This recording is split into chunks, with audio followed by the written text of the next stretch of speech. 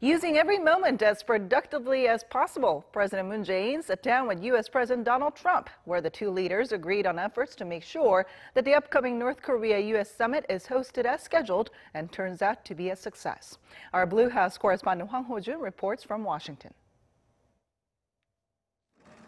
Shortly before the one-on-one meeting between the leaders of South Korea and the U.S., the American leader expressed that he isn't hung up on whether or not the Pyongyang-Washington summit will take place on June 12th. I don't want to waste a lot of time, and I'm sure he doesn't want to waste a lot of time. So there's a very substantial chance that it won't work out, and that's okay. That doesn't mean it won't work out over a period of time, but it may not work out for June 12th. Trump's remarks come amid North Korea's recent threat to cancel the Singapore summit if the U.S. continues its, quote, one-sided affair of pressuring Pyongyang to abandon its nuclear program. However, President Trump said he thinks the scheduled meeting with Kim Jong-un will be a great meeting for North Korea and for the world. He said the U.S. is continuing talks with North Korea and that it's up to the regime to seize the opportunity to become a great country, also telling reporters that they will know pretty soon whether or not the one-on-one with the North Korean leader will take place. President Moon insisted that there's no reason to doubt North Korea's willingness to hold a summit with the U.S., and Washington should not merely expect failure just because talks with North Korea have failed before.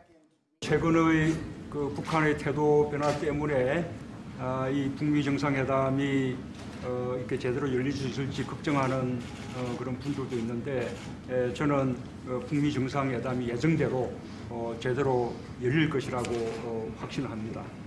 Despite the U.S. skepticism over the North's commitment to the summit and its denuclearization, President Trump said he considers his South Korean counterpart to be extremely competent and as someone who can help the U.S. reach a deal with Pyongyang.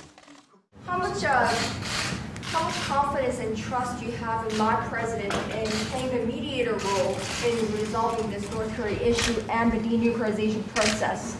I have great confidence in your president. I think that he's brought a different perspective to the talks with North Korea. And I think that his way, the way he is, really is helping us to potentially make a deal.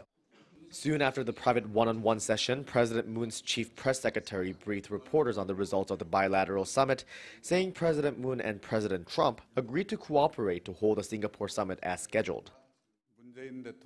President Moon and President Trump agreed to do their utmost so the U.S.-North Korea summit scheduled for June 12th will be held without any disruption. Yoon even said the two presidents discussed ways to remove possible concerns held by North Korea over its safety and security. So it seems President Moon was able to get President Trump back on the same page as him.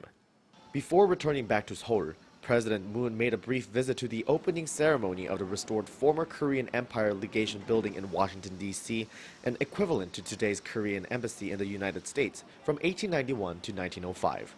According to the Blue House, the building symbolizes and illustrates the Korean Empire's desperate efforts to maintain independence and national sovereignty.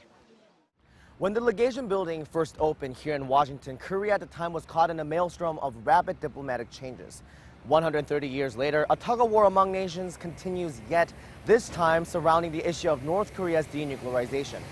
President Moon's visit to the old legation building highlights not only the historical significance of bilateral ties between Seoul and Washington, but also his determination to fortify the ironclad alliance and partnership with the U.S. as he voyages through the ever-changing diplomatic terrain. Hwang Hojun, Arirang News, Washington.